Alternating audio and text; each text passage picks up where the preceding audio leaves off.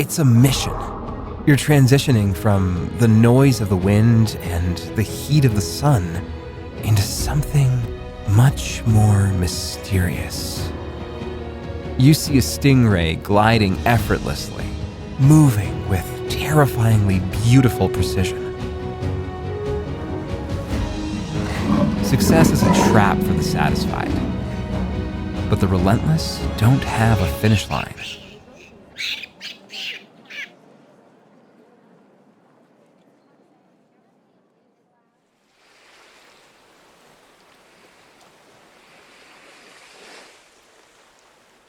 If I had to describe my life in a single word, it might be quitting. Not because I'm lazy, but because I've always been obsessed with the idea of the natural. I grew up believing that if you're truly meant for something, it should click almost instantly. If I couldn't get a new skill or a business idea to fly after the first 3 tries, I'd walk away, convinced I was just saving time.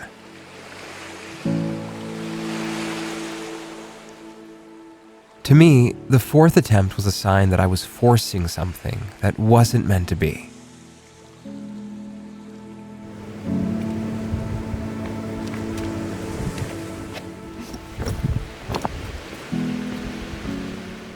I spent years staying in the safe zone, only doing things I was already good at. But lately, I realized that by avoiding the pain of the 4th try, I was also avoiding the thrill of the breakthrough. I was missing out on the version of myself that doesn't just get by, but actually learns to do what once felt impossible. Standing here where the land meets the sea, you see a completely different philosophy. I've been watching these tiny creatures clinging to the rocks. They are in a constant high-energy battle with the sea. Every few seconds, a massive wave slams into them, with enough force to wash away anything that isn't absolutely determined to stay. But they don't see it as a struggle. They see it as a game. They get ripped away. They tumble in the surf. And the second the water recedes, they are right back on that rock, latching on with more grip than before. There's a certain beauty in that stubbornness. They don't analyze the worth of the effort. They just celebrate the fact that they are still in the game. This week, I decided to step into their world.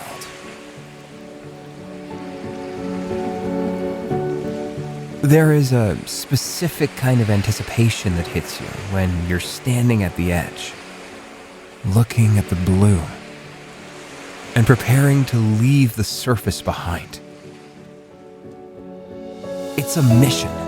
You're transitioning from the noise of the wind and the heat of the sun into something much more mysterious.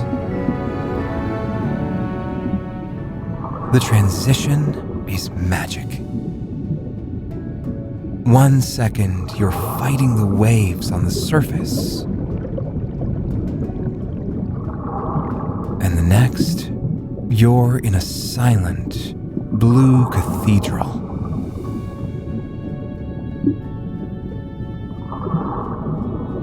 I'll be honest, it was frustrating at first. I swallowed some salt water. I was struggling to find my rhythm, and the pressure in my ears was a constant reminder that I didn't belong here yet.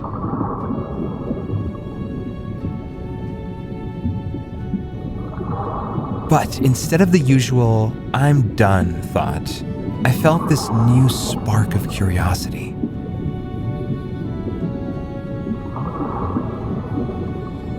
I realized that every time I lost my breath or missed a movement,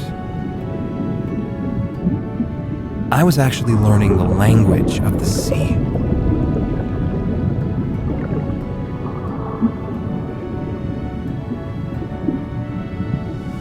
I wasn't failing. I was calibrating.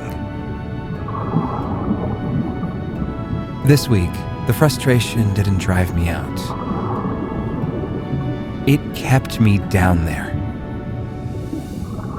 I wanted to see what was on the other side of that 10th attempt. But the true scale of this idea hits you when you step into these massive controlled habitats.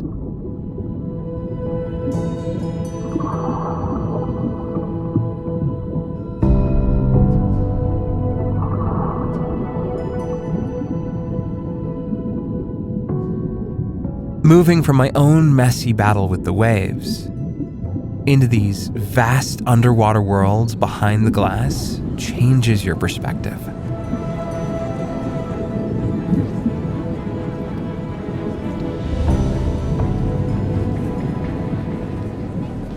You see a stingray gliding effortlessly, moving with terrifyingly beautiful precision.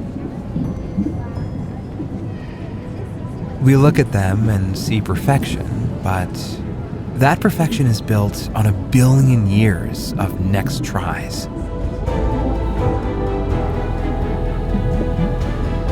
These creatures are the champions of adaptation.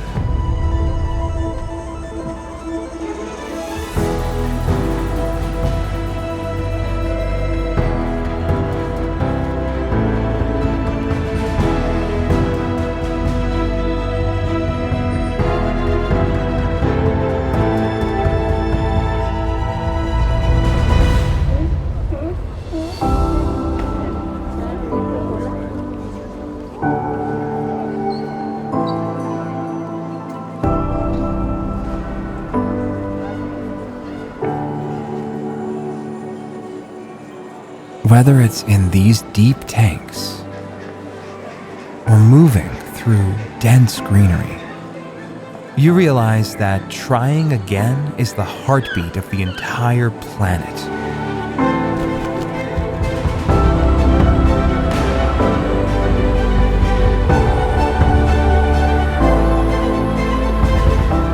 They are constantly searching, constantly moving, and constantly refining their path. It's a high-energy dance of survival that never stops.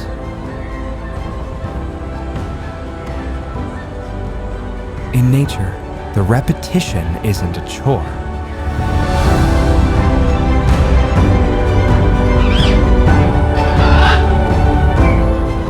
It's the reason everything stays so vibrant and alive. If they stop trying to adapt, they stop existing.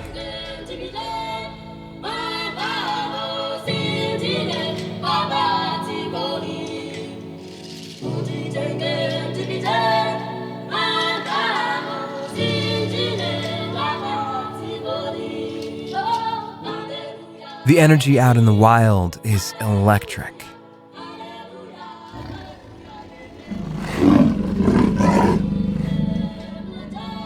You see the predators, and you don't see failure in their eyes.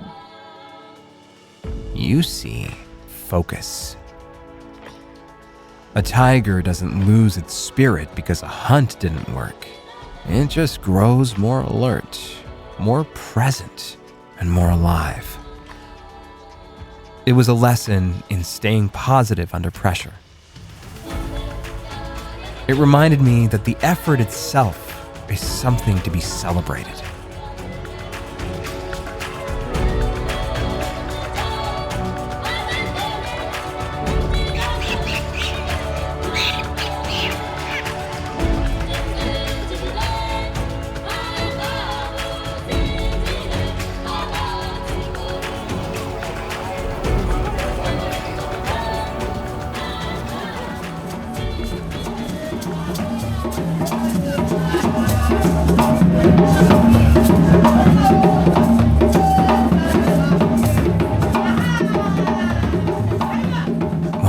back, something shifted. What once felt like a struggle now looked like an adventure.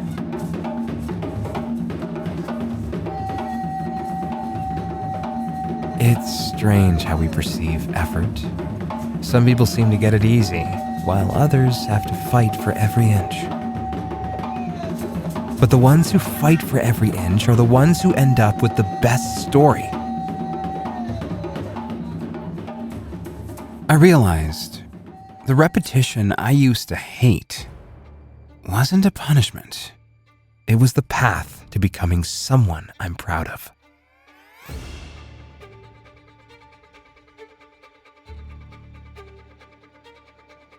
I brought that energy to the golf course. Usually, this place is my kryptonite. You aim carefully, and even the smallest mistake sends the ball off its line, and the ego starts to crumble. But not today. Today, I'm leaning into the playfulness of it. Golf is just a game of next tries. Every miss is just data. Each attempt teaches you how the ground reacts. How far is enough? How soft is too soft? If I can view every mistake as just one more practice swing, it turns the entire moment into a playground. It frees me up to trust touch instead of force, and to take the shots I used to be too embarrassed to try. I'm convinced now that the most rewarding part of any difficult task isn't the trophy at the end. It's the accumulated focus you feel building with every attempt.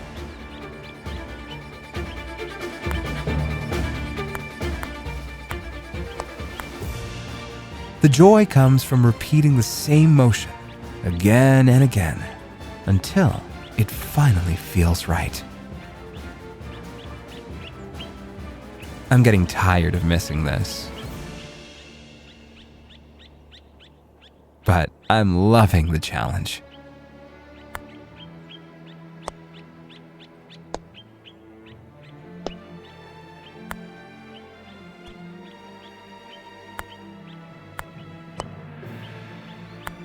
One last time. Let's go. Yes! I'm counting it. I don't care if it wasn't a pro shot. That ball rolled exactly where it needed to. And I'm the one who guided it there. My body is tired. My hands are tense. But I feel more alive than I have in years. Because I finally stopped quitting. I called this episode The Art of Trying Again because it's not just about doing something over and over. It's about the patience, attention, and care you put into each attempt, noticing small details, adjusting with intention, and shaping each effort until it becomes precise. That's what makes it an art, the thoughtful, deliberate way you engage with repetition, turning every try into something meaningful. Success is a trap for the satisfied, but the relentless don't have a finish line. Most people stop when they are tired. The devoted ones stop when they are done. And you don't find your soul in the victory. You forge it in the repetition. Once you lose the fear of the miss, you finally become untouchable.